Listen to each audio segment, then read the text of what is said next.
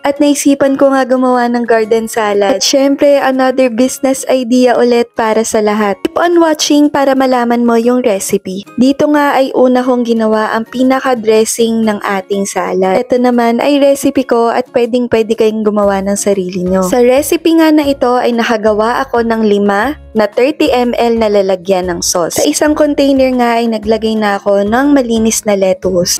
Sunod ko nang ilalagay yung canned whole corn tapos yung ating julienne na carrots. Isunod na natin yung diced na cucumber. Ilagay na natin yung boiled egg. Pwede rin pala kayo maglagay ng kamatis. Wala lang talaga ako today. At naalala ko, meron din pala akong mansana sa ref kaya nilagay ko na rin. Napakasimple nga lang, healthy at super dali lang gawin ng ating recipe for today. Tinakpan ko na nga isa-isa ang ating salad tapos nilagyan ko ng thank you sticker. O diba, ang linis-linis at appetizing tignan ng ating container at talagang mapapabili ang mga customer mo. At since sa akin nga lahat to, titikman ko na. O diba, healthy ka na, may extra kita ka pa.